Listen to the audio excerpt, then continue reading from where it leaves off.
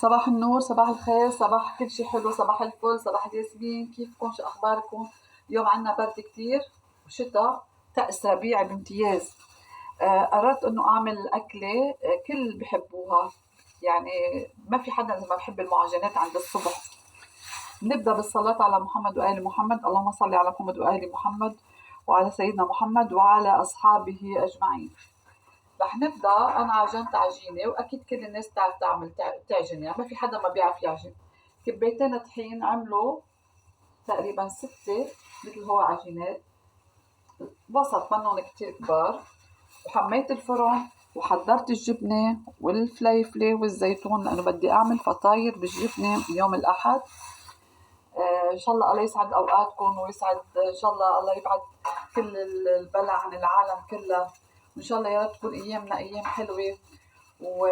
ويلا قومي نشطي ست البيت وقومي يلا اعملي مثلي. اللهم صل على محمد وعلى آل محمد. بسم الله ما شاء الله. قومي. الولد أكتر شي بحب الولد يشوف أمه شو عم تعمل، تقوم واقفة بالمطبخ وعم تعمله أكلات طيبة، خاصة يوم العطلة، وشمها ريحة المعجنات. من أجمل شي بركة بالبيت هي ريحة المعجنات الصبح بالبيت، خاصة يوم عطلة. هلا هون أنا عم بحط جبنة وححط فليفلة. أنا حميت الفرن. ححط حبة زيتون،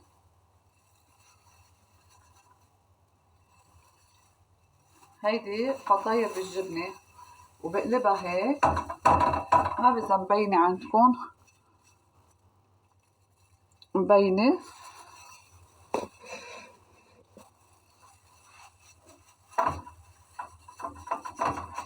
بحطها، بحط أختها هون. هيدي عجينة تانية كمان، بحط لها جبنة. هيدي فطاير بالجبنة بس فيها فليفلة وفيها زيتون، قد ما بدكم انتو فيكم تحطوا يعني. صلوا على الرسول. اللهم صل وسلم وبارك على سيدنا محمد. انا حميت الفرن هلا، بس عم بحشيهم لارجع احطهم بالفرن. مثل ما قلت لكم ست البيت لازم هي البهجة والامل والفرحة والصحة والعافية والسعادة لاولادها. من اجمل شيء الولد يفيق من نومه لامه عم تعمل له معجنات، ريحة خابطة البيت كلها بالريحة، يعني متلية البيت كلها بريحة العجين، وخاصة يوم العطلة قديش حلوة، قديش بيفرح. هيدا الشي شعور كنا نشعر فيه نحن وصغار، وقت المرحومة أمي كانت تقوم تعمل هيدول الفطاير يلي هلا أنا عم بعملهم. سبحان الله شو بيرجع لماضي الإنسان، وشو بيرجع لطفولته. إذا بتعملوا إحصاء على كل العالم بقول لك أجمل شي هي أيام الطفولة. هيدي هيك بنطويها هيك مثل ما انتم شايفين. هلا هيدا صار خامر العجين. بنعمل بعد وحدة، نزيحهم هون حد اختها هاي.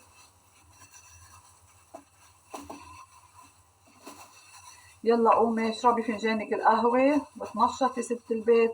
قومي اعملي شغلات طيبة لأولادك.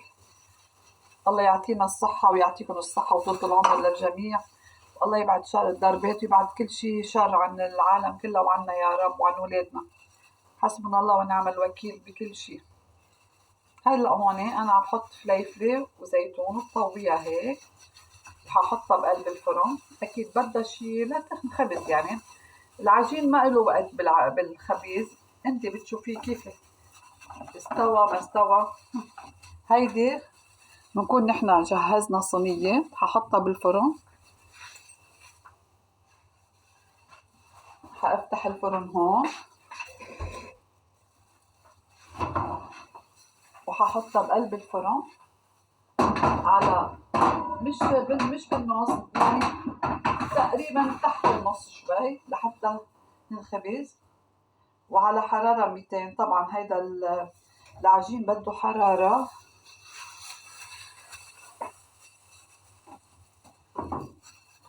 نظفنا هون، وهيك بنكون عملنا اليوم فطاير بالجبنة بالبيت.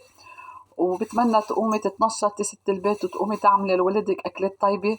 لحتى الولد يخليه يحس بهالسعادة ويحس بالأمل والحب والسعادة بقلب بيته، لأنه عن جد الأكل بالبيت تعمليها بركة، فعلا بركة. بتمنى لك الصحة، الله لا يحرم حدا من أمه، ولا حدا ينحرم من أهله، ولا أهل ينحرموا من ولادهم.